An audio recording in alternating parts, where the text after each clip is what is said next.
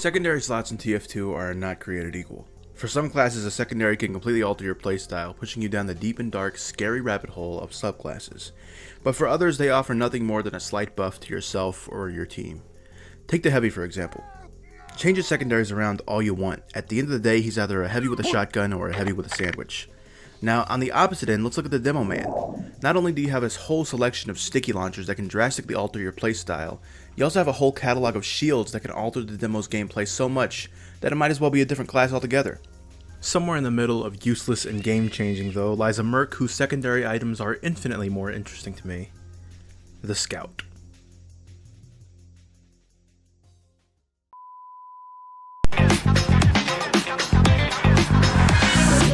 Chill out. Weapon of choice. Weapon of choice. Weapon of choice. Weapon of choice.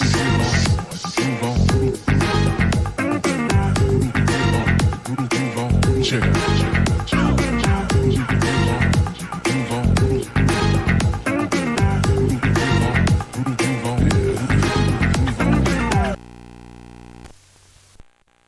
To understand Scout's unique secondary item situation, we first have to understand how Scout is played.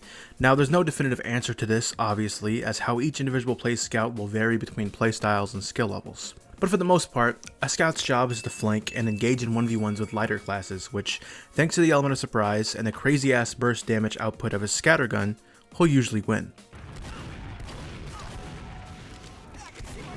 Except this time. This time I lose, actually, believe it or not. And that's all fine and good, right? That's okay, that's good. But if you miss too many of your shots or you run out of ammo, you'll be at the mercy of this little guy, your second slot. Now, what you pull out of that slot depends on the type of Scout that you are, but for the most part, Scout secondaries fit into three categories. You've got your shootables, your throwables, and your drinkables. We'll start in order of importance, so let's talk about your shootables, or as normal guys call them, pistols. The Scout has 5 of these suckers. 2 of them are reskins, so actually he only has 3, but still.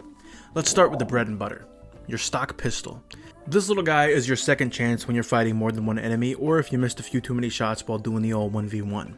The chance of you actually killing someone with this alone is pretty low, but it'll certainly get the job done of finishing off a weak, injured target. It's nice to have, you know, it's a very simple, a little bit boring, but it's cool. Now we're getting to the interesting stuff, you know, the wacky stuff, the weird stuff. This is the winger. We're starting to move beyond the normalcy of stock and get into actual gameplay altering things. The stats for this guy are as follows. You got a plus 15% damage bonus, plus 25% greater jump height when active, and a minus 60% clip size. While the damage increase makes this thing seem like a direct upgrade over stock, that smaller clip size is nothing to sneeze at. It really does negate the damage increase almost entirely, meaning you'll be outputting the same damage over time as you would with a stock anyways. Still, plus 25% greater jump height when active can allow for some crazy ass mobility options. There are some spots that the Scout simply cannot reach without the winger. Sure, you could use the atomizer, but you also can't shoot at guys with the atomizer, so think about that, dummy. Still, the winger is cool. It's like a fun alternative to using the atomizer, and the increased mobility can probably save your skin in a 1v1. It's a useful tool. It's a pretty shitty pistol though. Speaking of pretty shitty pistols, let's move on to the final pretty shitty pistol. The Pretty Boy's Pocket Pistol, or the PBPP. Or I'm just going to call it the Pocket Pistol, I'm not saying all that. This is a gun that has gone through a multitude of changes, and you can find like 1,000 Reddit threads about how horrible it was, and how horrible it is if you want to read them. I don't, but maybe you do. But I'm here to talk about it in its current state. Currently, the stats for this guy are as follows. Plus 15% faster firing speed, up to 3 health on hit, and a minus 25% clip size.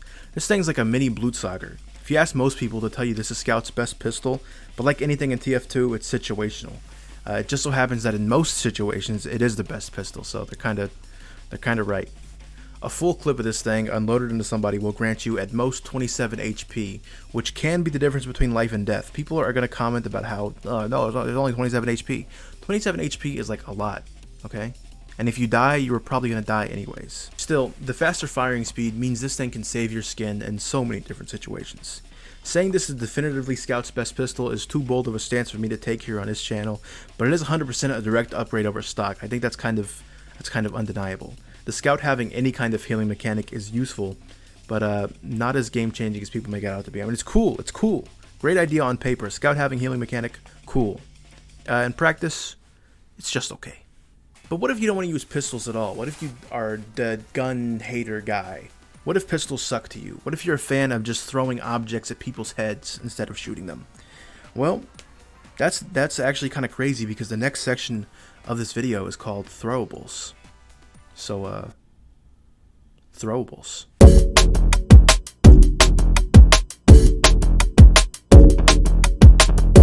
Scout's throwable items are, to me, by and large, some of the most interesting weapons in the game, and they offer a unique alternative to toting around pistols as your sidearm. The two throwable weapons Scout has are both very different from each other though, so let's start off with the least complicated one, the Flying Guillotine. The Flying Guillotine is the black sheep of Scout's secondary slot for a number of reasons. First off, this isn't a weapon you'll be scrambling to use when you run out of ammo. This is best used as an introduction. You catch the enemy off guard, introduce him to your big ass knife, and then hit him with a couple of meat shots. This 1-2 punch can really catch enemies off guard, killing them before they even have time to react. No. Now that's great and all, but what are the stats in this thing exactly? Well, for starters, it'll do about 50 damage when it first makes impact with a bad guy. It'll then make them bleed 8 damage per second for 5 seconds for a total of 40 damage. That's 90 damage from one throw.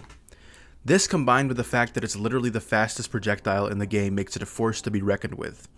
But is it worth giving up your pistol for? Maybe. The Scout having a long-range, high-damage weapon is weird and unconventional, but this thing takes up like 6 whole seconds to recharge depending on how close you are to your target. That's that's a while. If you whiff your throw during an up-close engagement, then you're pretty much as good as dead if you don't have any ammo on you. So you're losing out on that valuable chip damage that your pistol offers, but you gain a cool knife. And a cool knife is cool. And it's just cool.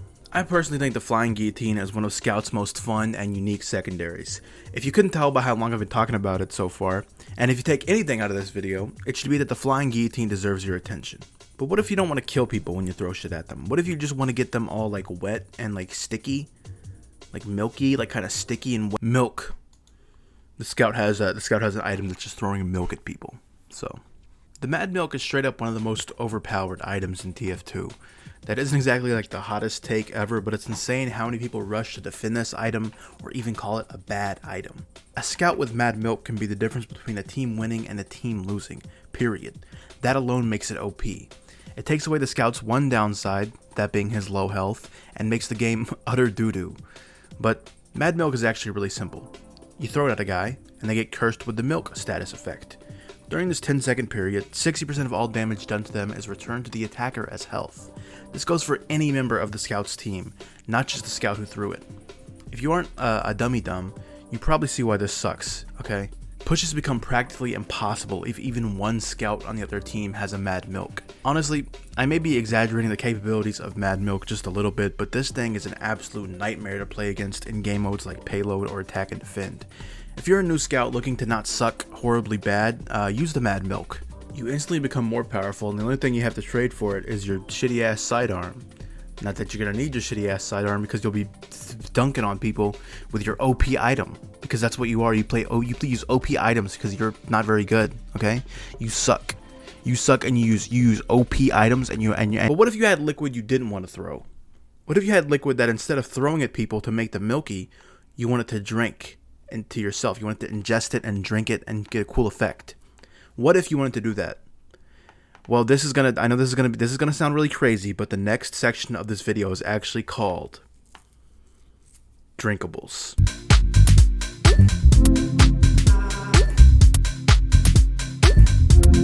We made it. We finally made it. The very bottom of the barrel of Scout's secondary slot. His drinkable items. I really don't feel like spending too much time on these abominations, so we'll talk about them both at once. The Scout has 2 drinkable sody pops in his arsenal, known as the Criticola and the Bonk Atomic Punch. I guess we'll start with the most useful one first, the Bonk. The Bonk is mind-numbingly simple. You drink it and become invincible for like 8 seconds. Each hit you take while invincible slows you down when you become not invincible. Invisible, whatever. Your camera also shifts into third person mode. This can be useful maybe sometimes in like very specific situations, but more often than not this is used to be funny. But there's nothing funny about a shitty secondary weapon. Still, Bonk has its uses for getting to the back lines, which is what you're kind of supposed to do with Scout, but if there's sentries afoot, then it's pretty much a waste of time. This isn't horrible, but it's hard to justify giving up, you know, like an actual weapon that can shoot people, or like an actual weapon that can like knife people. I don't know, man, this just sucks. I hate this. Next is the Criticola. This thing somehow sucks harder. I don't even want to talk about this one, but the gist is you drink this, get mini crits, and take crits. Sounds really great on paper, but in reality it just sucks ass. I guess it's a good crutch for shitty scouts who can't output damage, but the problem is that if they're a shitty scout, then the weapon is useless because they won't be able to dodge, and they'll get crit killed instantly. Anyways, this sucks. I really hate the Criticola, man. It is by and large just a bad idea that sucks. So I hate this. So believe it or not, that's the end. We just went through every single Scout secondary, and what did we learn? We learned that Scout has a very unique arsenal of weapons, from pistols to knives to sody pops to cum. Hopefully you learned a thing or two about how Scout secondary works, and if you're looking for a recommendation on which secondary to use, let me just say that entirely depends on your playstyle. But if you want my personal, honest to God recommendation, please play with the Flying Guillotine for like a couple days. It's just so fun, man. Play with it. Play with it. Besides that though, hopefully this video is a bit more interesting than just like a guy reading out weapon stats, and ideally you got some kind of value out of it. I can't talk, man. Bye. You know I've never seen, you know that you give me something